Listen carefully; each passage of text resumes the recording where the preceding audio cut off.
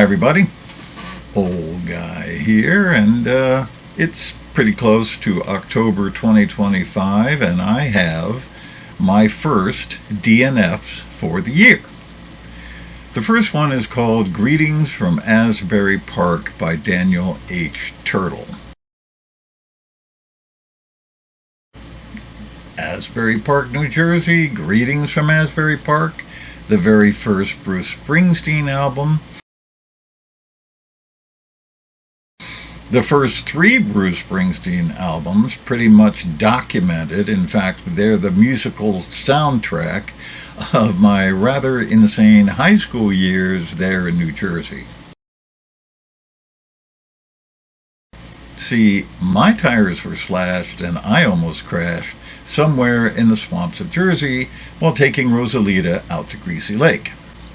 So, naturally, I'm attracted to a book like this. And while I was never an Asbury Park kind of guy, I did spend the requisite time at Seaside Heights Boardwalk. Boardwalk life in South Jersey? It's a lifestyle. So you see this book, I pick it up, and I read it. Tried to. Dysfunctional family trying to cope with an evil father who spreads his seed far and wide, and yeah, well, I get that. Until we got to the excessive gay sex and the incest with a sister, and no. Maybe good for Game of Thrones. It's all about sex, sex. Yeah. Throwing it in just for shock value? Frisbee. Barefoot hippies playing Frisbee. See, this is abuse porn. A novel written to show you just how badly some poor innocent child can be tormented and treated horribly, and you're supposed to weep and go, oh, the inhumanity. You're inhuman. An absolute demon. And I get that, because I suspect that a lot of what's in this book is based on true events. But that can be really wearying, and I know this because I wrote my own abuse porn series that is based upon real events. You know, don't read it. Just don't. The next one is The Clatterman by Janelle Shiki. I hope I said that right. Which has a really cool cover, and I bought it based on the cover, which you should never, ever do. So what is this? It's a 70s slasher movie, replete with the mysterious, legendary, murderous thing living in the woods near a camp, and stupid teenagers getting themselves killed like they'd never seen a slasher movie before or anything. The opening scene just really threw me because it doesn't seem to have anything to do with the rest of the book. Well, at least as far as into the book that I got. And it was getting to be quite a chore with this dialogue. Very poor choice of words. To get even to that point where the opening scene made sense, and, you know, no. Frisbee. It's Jason and Freddy fanfic. You join chat rooms, you write poetry, you post Doogie Howser fanfic.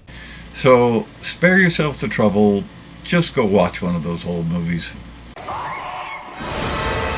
The last one, well, this is a classic. I stayed with it until about, I guess page 400 or so, and then that's it. I'm done.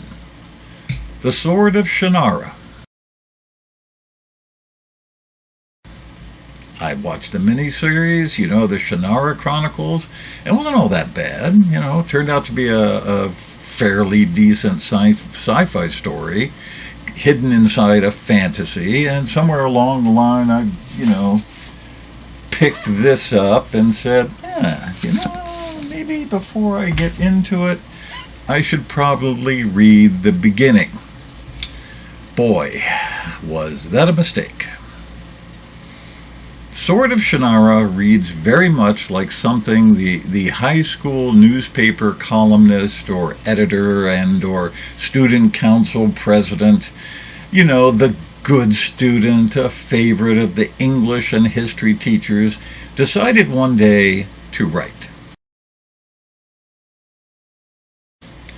It's precocious and very much a high school fantasy like the kinds that you used to think up with your friends while sitting around a basement table on a Saturday night in various stages of consciousness. Some get a kick from cocaine. It is self-indulgent, it is self-assured, the story going along and along and along. There are pages and pages of terrain and locale descriptions that, you know, set the stage. And then you move into one of the many characters who spend the next several pages on descriptions of the very terrain and locale that you just read.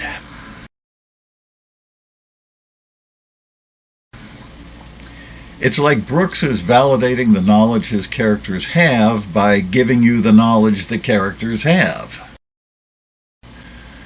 You run into references to past events that are pretty important, and like, you know, several pages later on, Brooks goes like, oh yeah, better explain that. So he does, and he does. And there is brain hopping, lots of it sometimes within sentences of each other. That's what turns what should have been maybe 350 pages into this almost 700-page monstrosity. But the worst crime.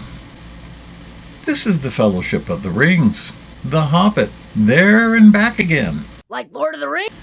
With some slight variations. Instead of destroying a powerful artifact, our intrepid band of humans, a wizard, some dwarves, and some elves No, it's from Lord of the Rings. seek to possess the Sword of Shannara, which is the only thing that can destroy the evil warlock lord. One does not simply walk into Mordor. There's even a character named Durin. Reads the doors of Durin, Lord of... Been there, read that, Frisbee. Okay. Old guy here. See you later.